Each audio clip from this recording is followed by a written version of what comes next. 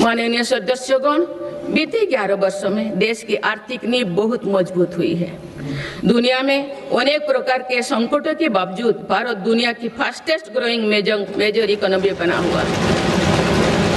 भारत ने महंगाई दर को कम रखने के अपने रिकॉर्ड को और बेहतर किया है। इसका सीधा फायदा देश के गरीब और मध्यम वर्गीय परिवारों को हो रहा है। मेरी सरकार ने नीतियों के कारण देशवासियों की आय बढ़ी है, बचत बढ़ी है और खरीद शक्ति में भी वृद्धि हुई है। अभी यूरोपियन यूनियन के साथ फ्री ट्रेड एग्रीमेंट पर जो सहमति हुई है, मैं सभी देशवासियों को इसके लिए बहुत बहुत बधाई देती हूँ। ये ऐतिहासिक कदम भारत में मैन्युफैक्चरिंग सेक्टर और सर्विस सेक्टर के गति देगा, भारत के युवाओं के लिए रोजगार के अनेक नए अवसर बनाएगा। माननीय सदस्यगण, आज मेरी सरकार रिफॉर्म्स एक्सप्रेस के पथ पर चल रही है। पुराने नियमों और प्रावधानों को भविष्य की जरूरत के हिसाब से निरंतर बदला जा रहा है।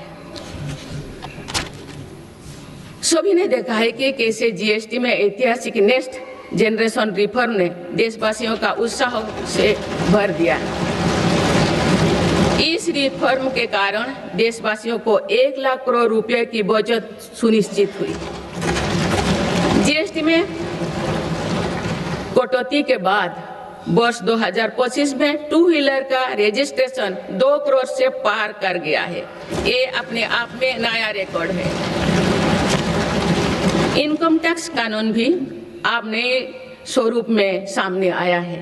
12 लाख रुपया तक की आय पर टैक्स जीरो करने का ऐतिहासिक फैसला लिया गया है। ऐसे रिफॉर्म से गरीब और मध्यम वर्ग परिवारों को अभूतपूर्व फायदा हो रहा है। इससे देश की अर्थव्यवस्था को भी नई गति मिली है। माननीय सदस्यगण, देश में अनेक नए सेक्टर्स के उदय के साथ ही श्रमिकों के हितों को सुरक्षित करना भी उतना ही आवश्यक है। नई श्रमिक कानून लागू करने के पीछे भी ये उद्देश्य है। लंबे समय से देश के श्रम शक्ति दर्जनों कानूनों में उलझे हुए थे। इसको अब सिर्फ 4 कोड में सीमित किया गया है। इससे श्रमिकों के उचित वेतन भत्ते और अन्य कल्याणकारी लाभ मिलने आसान हुई है। देश के युवाओं और महिलाओं को इसका खास तौर से फायदा होगा। माननीय सदस्यगण, मेरी सरकार भारत को ग्रीन ग्रोथ और आधुनिक टेक्नोलॉजी का पावर हाउस बनाने में जुटे हैं। तेजी से बढ़ती डिजिटल अर्थव्यवस्था, एआई और डेटा सेंटर्स निवेश बढ़ रहा है।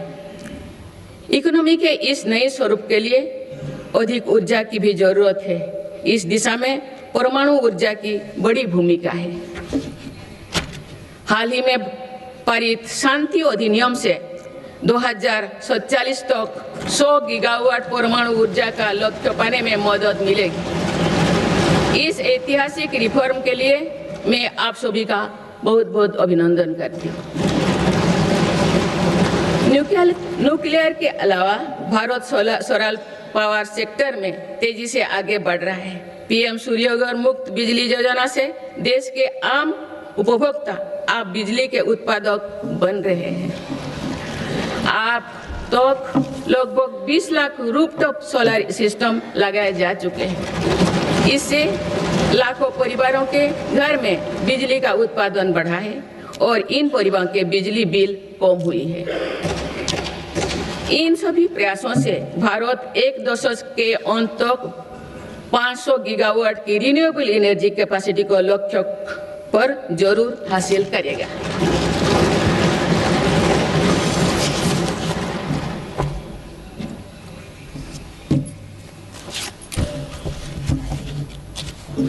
माननीय सदस्यगण, किसी भी न्याय व्यवस्था की वास्तविक सफलता इस बात से तय होती है कि उसके कानून नागरिकों से भय का नहीं बल्कि सुरक्षा, सुविधा एवं सशक्तिकरण का भाव पैदा करे। इस बात को ध्यान में रखते हुए भारतीय न्याय संहिता को तेजी से लागू किया गया है। साथ ही जन विश्वास कानून का एक और संस्करण भी देश में लाया गया है। अभी तक 300 से अधिक प्रावधानों को अपराधी की श्रेणी से बाहर किया जा चुका है। विकसित भारत के संकल्पों की सिद्धि के लिए मेरी सरकार इस रिफॉर्म एक्सप्रेस की गति को निरंतर तेज करती है।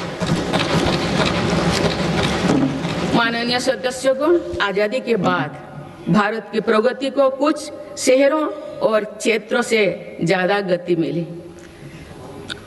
भारत का एक बहुत बड़ा क्षेत्र और बहुत बड़ी आबादी ऐसे रही जिसे उचित अवसर नहीं मिल पाया।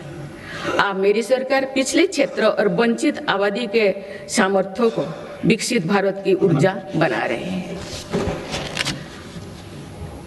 आज पूर्वोदय यानी पूर्व भारत के तेज विकास पर विशेष बल दिया जा रहा है। आज पश्चिम बंगाल और ओडिशा के समुद्री क्षेत्रों में प्रगति की नई संभावनाएं बन रही है। पूर्वोत्तर का क्षेत्र भी आज विकास की मुख्य धारा से जुड़ रहा है। पूर्वोत्तर में असम श्रीमद शंकर देव जी की जैसे महान विभूतियों की भूमि है।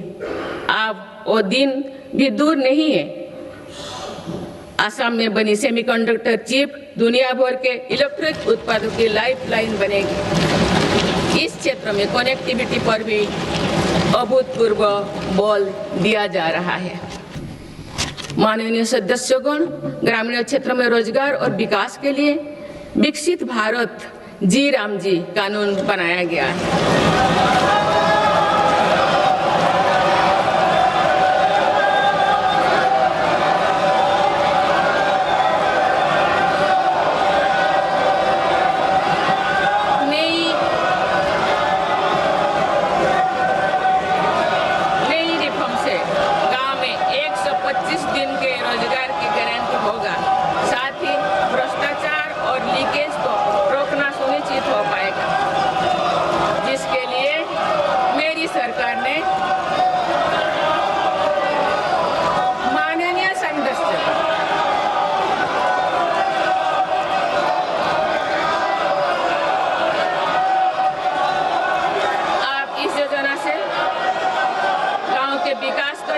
मिलेगी और किसान, पशुपालन और मछुआरे साथियों के लिए नई सुविधाएं निर्मित होगी।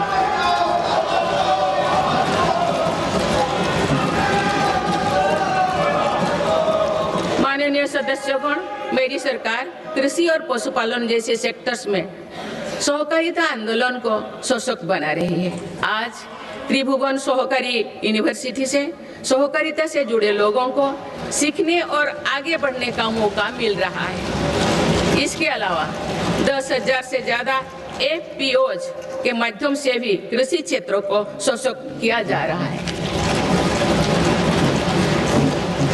माननीय सदस्यगण, मेरी सरकार स्पष्ट रूप से मानती है कि देश का विकास सभी देशवासियों को आगे बढ़ने का समान अधिकार देकर ही संभव है।